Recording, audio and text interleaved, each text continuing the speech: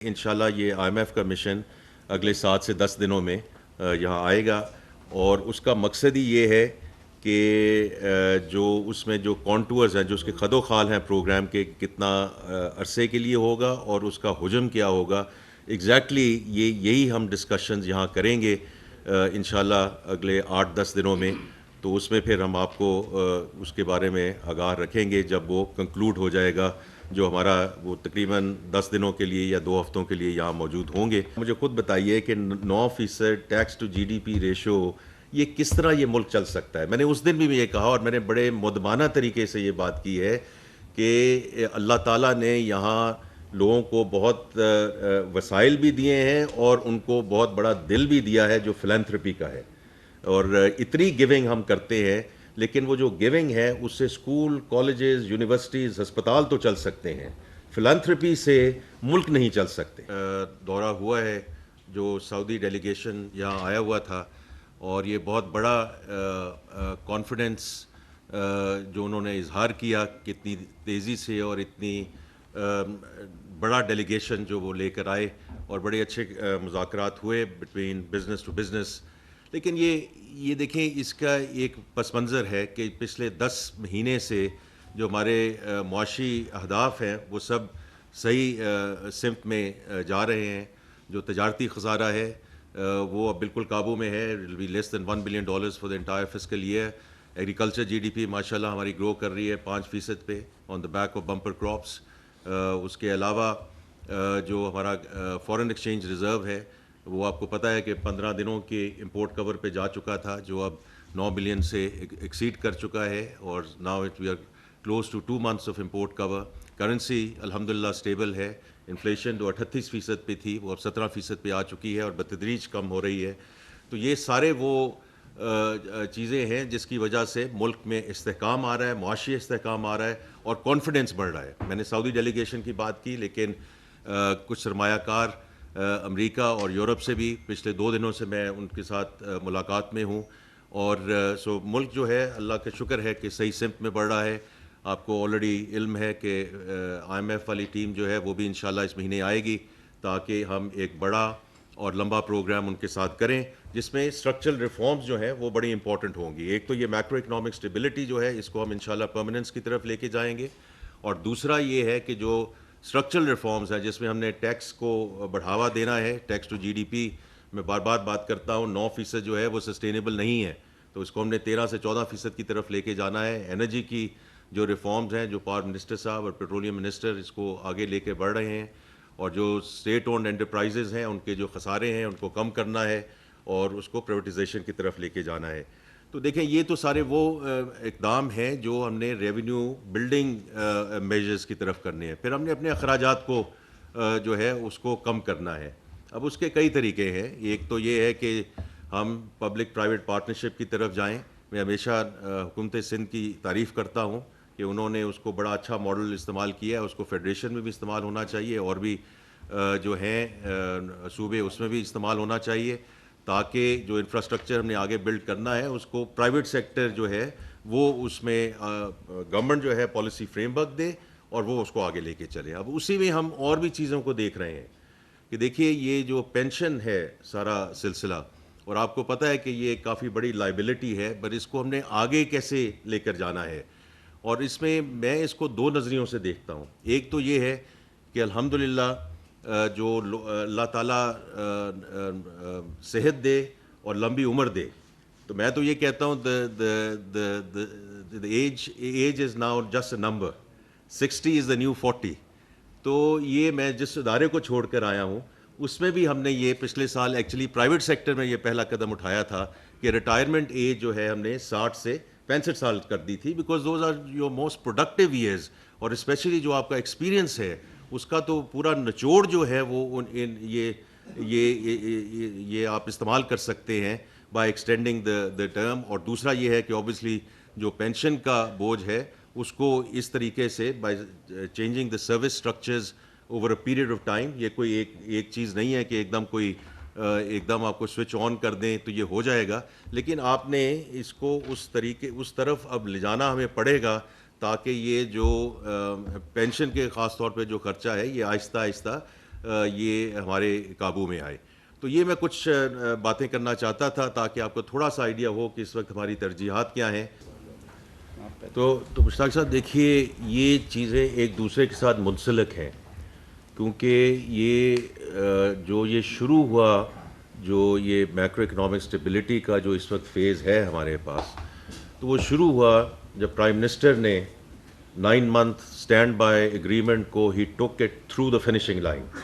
کیونکہ یہ بہت امپورٹنٹ ہے یہ بات سمجھنا کہ جب آئی ایم ایف سے آپ بات کر رہے ہوتے ہیں تو دیر از نو پلان بی, اسی لیے اس کو لینڈر آف لاسٹ ریزورٹ کہا جاتا ہے. تو یہ بہت ضروری تھا کہ انہوں نے اس کو آگے as I said took it through the finishing line, لیکن اس سے بھی زیادہ ضروری یہ تھا کہ اس کو سکسیزفلی کنکلوڈ کیا جائے. بیکاز وہ جو بات ہوتی ہے کہ ہمارا بجٹ ڈیفیسٹ ہے, ہمارا کرنٹ اکاؤنٹ ڈیفیسٹ ہے, اور تیسری چیز اس میں ٹرسٹ ڈیفیسٹ کی آ رہی تھی. تو یہ جو ہمارا پروگرام سکسیزفلی کنکلوڈ ہوا الحمدللہ, جس کے 29 اپریل کو ہمیں یہ $1.1 بلین کی آخری جو ہے قسط ملی, اب اس کو ہی ہم نے آگے لے کر جانا ہے. اب آگے جو لے کر جانا ہے, کیونکہ عام طور پہ یہ پروگرام یہی ہوتا ہے کہ جی آپ 24ویں پروگرام میں جا رہے ہیں. اب یہ 24ویں پروگرام میں اس لیے آپ کو بات کر رہا ہوں کہ اس وقت کی بات نہیں ہے, ہمیں آگے کے بارے میں سوچنا ہے, اگلے 1 سال میں ہمیں کیا کرنا ہے, اگلے 2 سال میں کیا کرنا ہے, اگلے 3 سال میں کیوں کرنا ہے.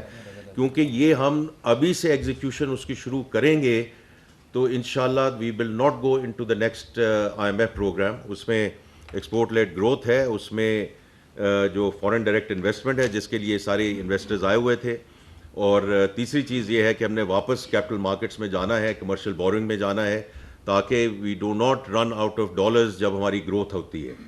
تو یہ وہ ساری چیزیں ہیں جی کہ جو ہمیں اس وقت کرنی ہے, اور باقی جو کچھ ہم کر رہے ہیں یہ سب کی مشاورت سے کر رہے ہیں. میں بار بار یہ کہتا ہوں, ہم آئی ایم ایف کی طرف بات کرتے ہیں, ان میں سے کون سی ایسی چیز ہے جو پاکستان کے اپنے جو ہمارے اپنے بینیفٹ یا فائدے کے لیے نہیں ہے. تو میں اس کو کہتا ہی یہ ہوں کہ یہ پاکستان کا پروگرام ہے جو supported, helped, assisted and funded by I M F, اور اس امبریلا میں ہم اس کو آگے لے کے جائیں گے. صدار اللہ صاحب 1 منٹ کیا صاحب 2 سوال ہیں. ایک تو پرائم منسٹر خود طارق صاحب نے بتایا تھا کہ ایف بی آر پہ خاص توجہ ہے, لیکن ریٹیلر کی رجسٹریشن ہو, سم بلاک ہو, یا ان کے جو ایف بی آر کے لوگ سینئر لوگ ٹرانسفر کیے ہیں, تینوں میں کچھ آپ کو نظر آ رہا ہے کہ ناکامی سی نظر آ رہی ہے. ریٹیلر کا تو بالکل فیل ہو گئی. دوسرا سر انفلیشن کم ہوا ہے, اور انفلیشن بھی 15.5% پہ آ گیا ہے, آپ کا انٹرسٹ ریٹ وہی کڑا ہے. یہ کیا ڈیمانڈ ہے کوئی آئی ایم ایف کی یا کچھ اور؟ تو دیکھیں دو آپ کے سوال ہیں. پہلے کو ذرا مینیج ذرا کر لیں کہ پہلا جو مہینہ تھا ریٹیلر رجسٹریشن کا یہ تھا والنٹری. ٹھیک ہے, والنٹری یہاں کام بڑا کم ہوتا ہے. تو اب یہ مئی اور جون ہے جب ہمیں اس کو آگے لے کر جانا ہے. دیکھیے جس سلسلے میں ہم چل چکے ہیں نا, کہ جو ہمارے پاس 2 ایشوز ہیں. پہلا ایشو یہ ہے کہ جو انفورسمنٹ ہے, جو آج ہمارے پاس ہیں لاز, ان کو ہم نے انفورس کرنا ہے پراپرلی.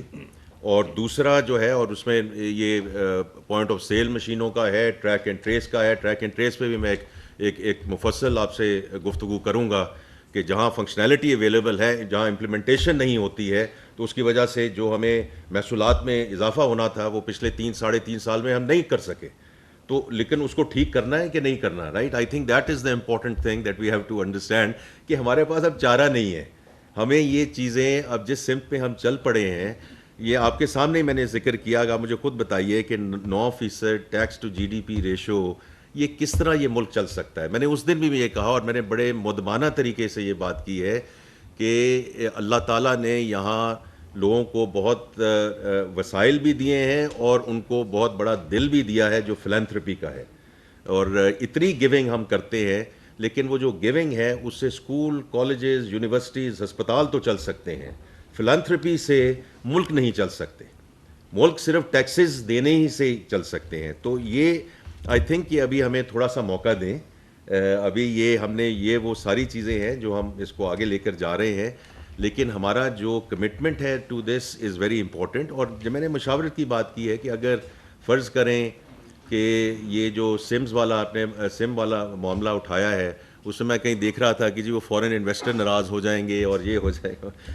فارن انویسٹر کیسے ناراض ہو سکتے ہیں اگر ان کے ممالک میں یہ جو tax to G D P ہے یہ 18% ہے, کسی کے 25% ہے, کسی کا 30% ہے.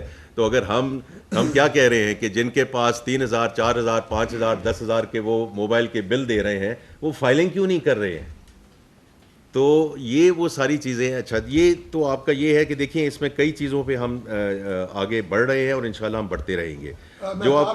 جو آپ کا سوال ہے اباؤٹ دا پالیسی ریٹ, دیکھیں یہ میں اگین بڑے مدوانہ طریقے سے بات کروں گا. یہ اسٹیٹ بینک کا پرویو ہے, exchange rate, market base exchange rate and policy rate. لیکن یہ میں آپ کو ضرور کہہ سکتا ہوں کہ میں بہت پر امید ہوں کہ جس طرح یہ انفلیشن نیچے آ رہی ہے تو یہ پالیسی ریٹ انشاءاللہ نیچے آنا شروع ہوگا. اس میں اوبیسلی گورنمنٹ کا بھی فائدہ ہے اور جو پرائیویٹ سیکٹر ہے اس میں تو بڑی کلیئر بات ہے کہ 25-26% پہ نئی انویسٹمنٹ نہیں آ سکتی. تو اس لیے یہ ہمیں جو اسٹیٹ بینک کی مانیٹری پالیسی کمیٹی ہے انہوں نے بڑا خاص طور پہ کہا ہے کہ یہ ستمبر, ان کے اپنی اسٹیٹمنٹ ہے کہ سپٹمبر 2025 تک یہ 5-7% پہ آ جائے گا.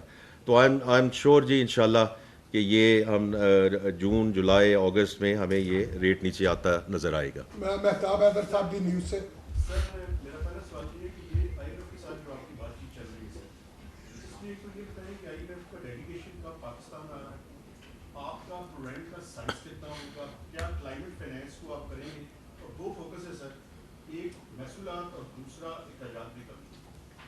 کیا پینشن کے علاوہ جو سبسڈیز کا نظام ہے اس کے اندر بھی کوئی میجر اصلاحات آ رہے ہیں؟ اور لا منسٹر صاحب یہ بتائیں کہ یہ جو آپ پروپوز کر رہے ہیں لائف ایکسپیکٹنسی کی بات کر رہے تھے اور یہ جو ایج بڑھانے کی ہے, کیا اس کے تحت آرمی چیف کی ایکسٹینشن بھی زیر غور ہوگی یا وہ بھی کی جا سکے گی؟ اس کے اندر بھی کوئی آرمی ایکٹ کے اندر آپ پروپوز کریں گے چینجز؟ چلیں میں پہلے جواب دے دوں پھر لا منسٹر صاحب آپ کو جواب دیں گے اس کا. مہتاب صاحب دیکھیے یہ آپ کا جو سوال ہے آئی تھنک کہ انشاءاللہ یہ آئی ایم ایف کا مشن اگلے 7 سے 10 دنوں میں یہاں آئے گا اور اس کا مقصد ہی یہ ہے کہ جو اس میں جو کانٹورز ہیں, جو اس کے خد و خال ہیں پروگرام کے, کتنا عرصے کے لیے ہوگا اور اس کا حجم کیا ہوگا, ایگزیکٹلی یہی ہم ڈسکشنز یہاں کریں گے انشاءاللہ اگلے 8-10 دنوں میں. تو اس میں پھر ہم آپ کو اس کے بارے میں آگاہ رکھیں گے جب وہ کنکلوڈ ہو جائے گا, جو ہمارا وہ تقریباً 10 دنوں کے لیے یا 2 ہفتوں کے لیے یہاں موجود ہوں گے. ایک تو یہ بات. دوسری جو آپ نے بات کی ہے کلائمیٹ ریزیلینس کی, یہ بہت امپورٹنٹ پوائنٹ ہے. یہ ہم ضرور ان سے بات کریں گے اور لیکن اس کو تھوڑا سا ہمیں سیکوینشلی لے کر جانا ہے. تو پہلا یہ ہوگا جو ہماری پرائرٹی ہے کہ جو ایکسٹینڈڈ فنڈ فیسلٹی ہے انشاءاللہ وہ گیٹس انٹو پلیس, کیونکہ جو کلائمیٹ ریزیلینسی والی بات ہے وہ ہمیں منسٹری آف کلائمیٹ چینج اور انوائرمنٹ کے ساتھ مل کے, کیونکہ اس کے بڑے کلیئر مائل سٹونز ہوں گے, اس کے بڑے کلیئر ڈیلیوریبلز ہوں گے. تو لیکن یہ بات ہم نے ان سے ضرور کی ہے, ان سے بھی کی ہے مہتاب صاحب. اور میں جب اجے بنگا صاحب کو ملا ورلڈ بینک گروپ کے جو ہیں ہیڈ, ان کے ساتھ بھی خاص طور پہ 2 چیزوں پہ ان سے بات ہوئی کہ ورلڈ بینک گروپ کی سپورٹ ہمیں ملنی چاہیے, کیونکہ ہم صرف آئی ایم ایف کی بات کر کے پھر رک جاتے ہیں, بٹ اور بھی مالیاتی ادارے ہیں جو ہمیں ہیلپ کر سکتے ہیں both in terms of technology transfer, thought leadership and funding. تو ان سے 2 چیزوں پہ خاص طور پہ بات ہوئی ہے. کلائمیٹ پہ بات ہوئی ہے اور خاص طور پہ اڈیپٹیشن فائنینس میں ہمیں بہت ڈفرینٹ سورسز پہ جانا پڑے گا. اور دوسری مہتاب صاحب ڈیجیٹلائزیشن پہ بات ہوئی ہے, کیونکہ ہم نے ایف بی آر کی تو ڈیجیٹلائزیشن اینڈ ٹو اینڈ انشاءاللہ ہم نے بات کی ہے اور اس کے بارے میں بھی آپ سنیں گے کہ ہم وہ کانٹریکٹ انشاءاللہ سائن کرنے جا رہے ہیں. آپ میں سے کچھ کو ہم انشاءاللہ مدعو بھی کریں گے اس تقریب کے لیے. لیکن یہ جو کلائمیٹ والا ہے بڑا امپورٹنٹ ہے جی, اور یہ ہم ہر سورس استعمال کریں گے انشاءاللہ for the funding and financing.